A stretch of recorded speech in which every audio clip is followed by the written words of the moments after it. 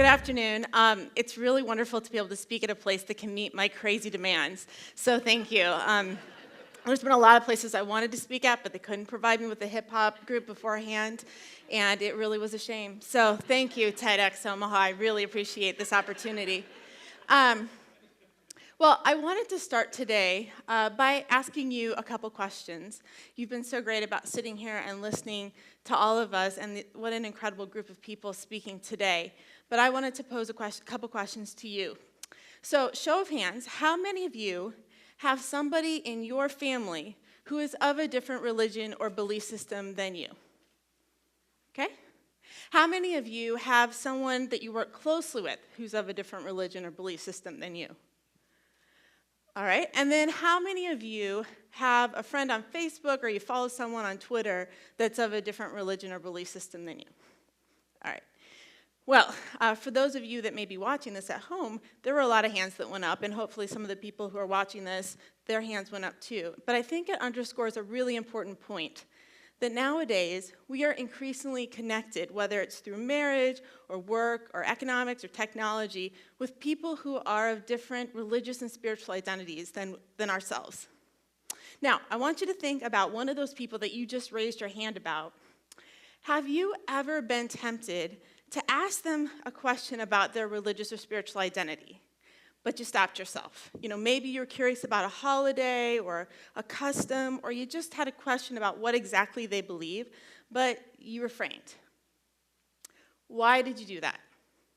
Maybe it felt impolite to ask that question, or maybe you didn't have the right words to ask that question, or maybe it just felt too uncomfortable to go there. Well, if any of those resonate with you, I'm happy to say you are not alone, because conventional wisdom says that we're not supposed to talk openly about religion and spirituality, especially about our religious and spiritual identities. But today, when we're thinking about what's possible, I'd like for us to consider, what if conventional wisdom is wrong? What if that's exactly what we should be talking about? And what if we should be talking about our religious and spiritual identities openly and honestly and frequently? Now, I titled my talk today, Getting Comfortable with Being Uncomfortable, because for many people, myself included, talking about something as personal and taboo as religion and spirituality, or a person's religious or spiritual identity, is really difficult. It can be really uncomfortable, it can be really messy, but it can also be really powerful, and it can be incredibly empowering. And it's so necessary, because no matter what our beliefs are, they shape how we understand ourselves and the world around us. They inform the choices that we make, and they shape how we treat each other. So if we're not openly and freely talking about this, we're missing a really important opportunity to connect and to really understand one another. And if we're not openly exploring this topic and talking about it and thinking about it with each other, then where are we supposed to get our information about each other? We're left to construct our ideas about each other based on generalizations and assumptions and stereotypes. And I have an experience that I think really hits home with this. So I'm from Omaha. I'm born and raised here, and I'm also Jewish. So in our lovely city of about 400,000 people, there's about 6,000 Jewish residents on a good day, would you say, Magda? On a good day. So needless to say, I have spent a majority of my life around people who are not Jewish. And most of my closest friends growing up were Christian. I always went to public school, though. But I came here to Creighton University, a Jesuit Catholic university, for college. And that was the first time I was in this overtly Catholic Jesuit environment. And I, like all the other people that were matriculated to Creighton that year, had to take a certain number of requisite theology classes. And so my very first class that I took that very first semester that I came here to Creighton as part of my liberal arts education was called Christianity in Context. And so what that basically entailed was we spent one class period learning about Judaism, one class period learning about Hinduism, one class period learning about Islam, one class period learning about Buddhism, and the rest of the semester was focused on Christianity. Now, I, having lived among Christians my whole life, walked into that very first class and said, piece of cake. I have lived among Christians my whole life. I know all about them. They got the Easter Bunny and Santa Claus, and they say they're monotheistic, but we all know they got 3 gods. And I don't know all the details exactly, but this Jesus guy, he's a big deal. So I think this should be a cakewalk. Well, needless to say, I get in there and realize just because I've lived among Christians my whole life doesn't mean that I really know anything about what they believe, let alone the tremendous diversity within Christianity. And I learned a really powerful lesson from that. I learned the value in not confusing what's familiar with being knowledgeable about something. And for many of my classmates, I was the first Jewish person that they had had the opportunity to either meet or to really sit and talk with openly about religion and spirituality. And they started asking me these great questions about Judaism and the Jewish community. And my response to a lot of those questions was, wow, that's a great question. I have no idea what Judaism says about that. I don't know what my tradition says. And it made me want to learn more about Judaism, and ultimately it made me realize I want to be Jewish, not just because I was born into it or I felt some sort of obligation, but after I really took the time to investigate it and reflect on it, for me, it brought a lot of beauty and peace and wisdom into my life, and it still does. So having that opportunity, I was lucky, though. I had this opportunity when I went to college to actually be in a space where this sort of learning and exploration and conversation was promoted. But so many people don't have that opportunity. And you know what? That's wrong. That's not how it has to be. So when we're here today thinking about what's possible, I'd like for us to stop and imagine for a moment what it would be like to live in a community where people actually openly had these sorts of conversations about religious and spiritual identity, where talking and learning and coming together to explore our identities, our beliefs, the things that really define us, is as normal as brushing your teeth. What would it be like if we lived in a community and a world where people of all faiths, beliefs, and cultures truly are valued, included, and protected?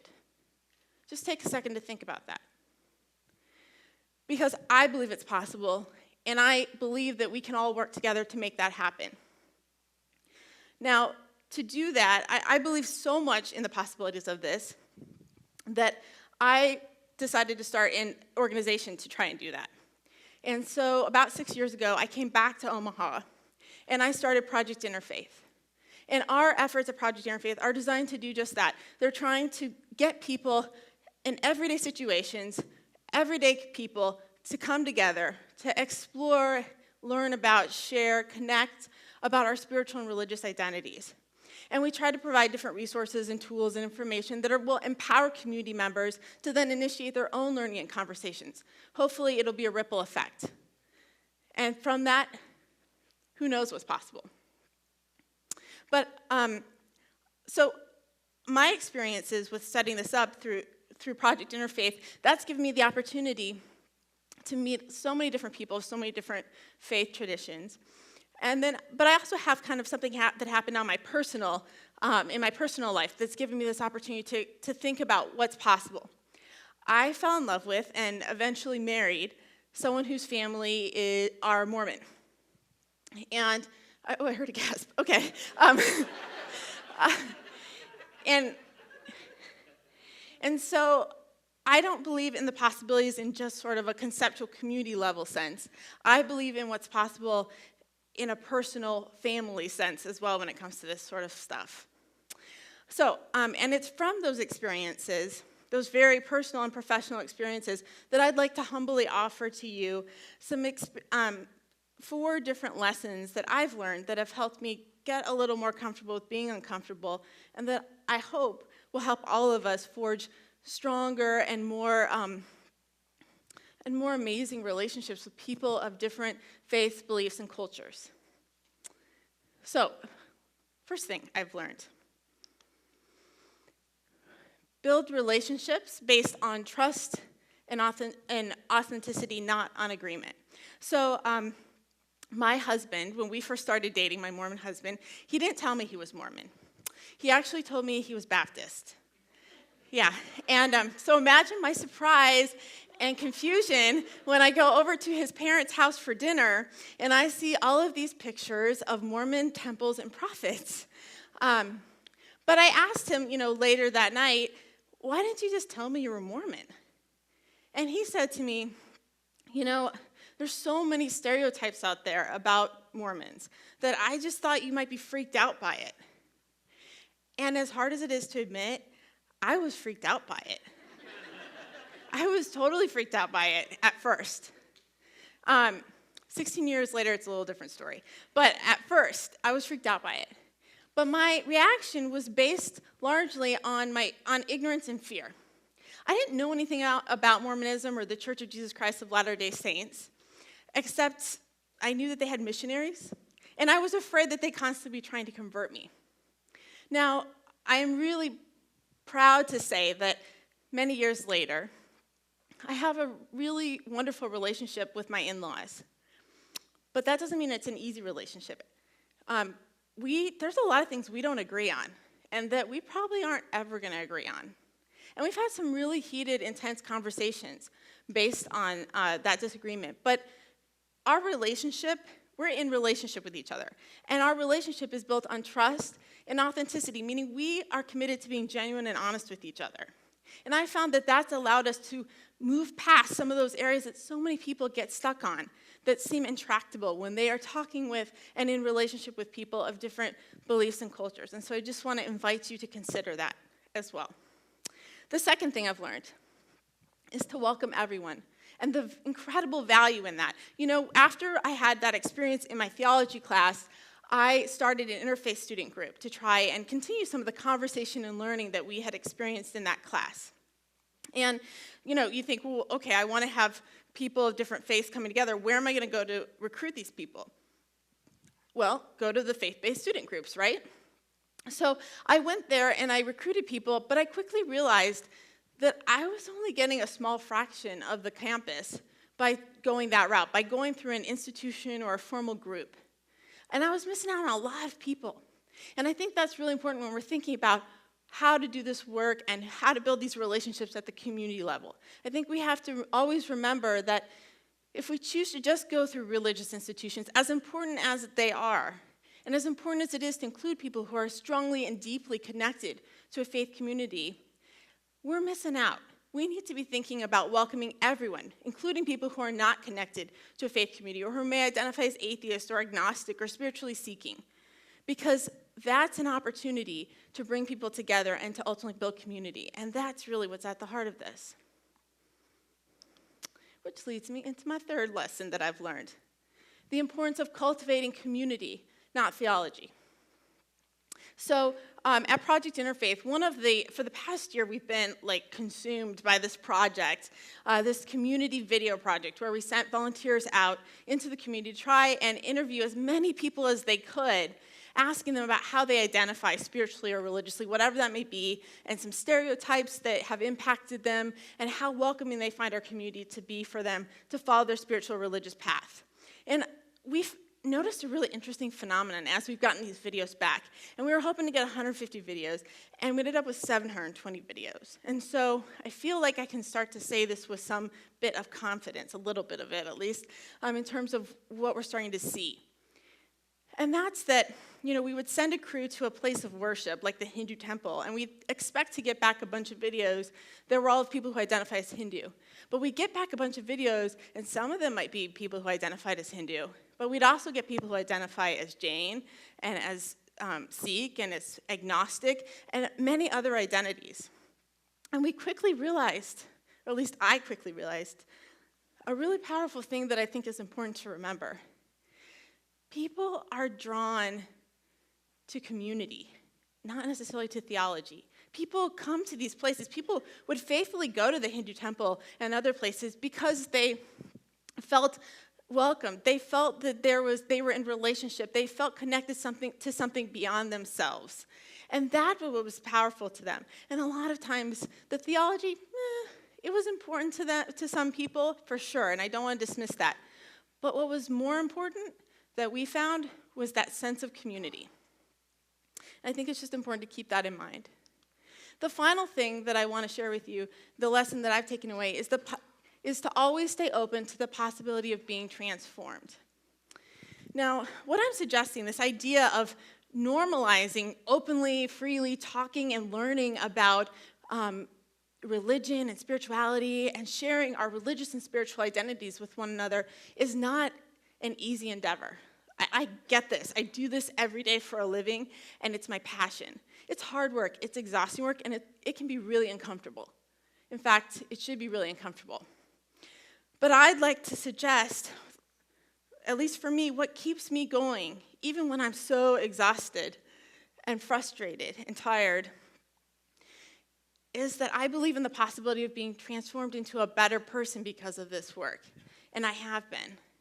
And when I say being transformed by this work, I'm not talking about being transformed into some sort of politically correct person who always says and does the absolutely appropriate things whenever they're in diverse company. I'm not talking about politeness.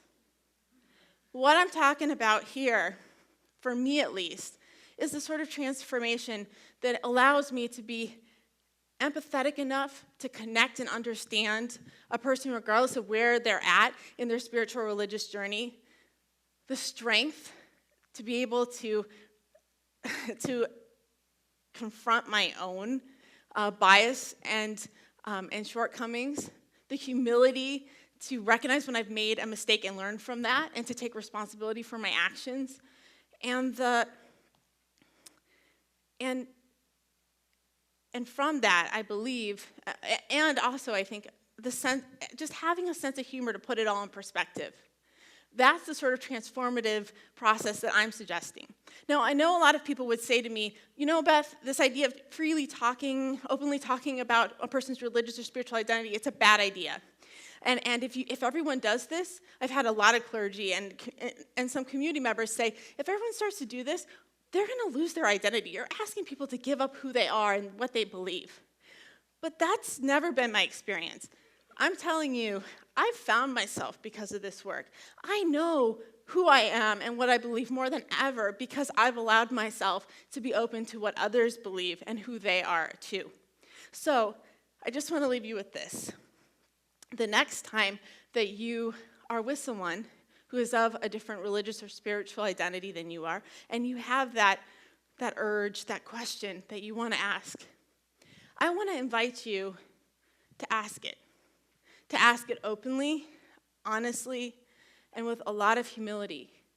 And in doing so, I want to invite you to be open to the possibilities of friendship and enrichment and transformation that ultimately come from getting comfortable with being uncomfortable and all that comes with it.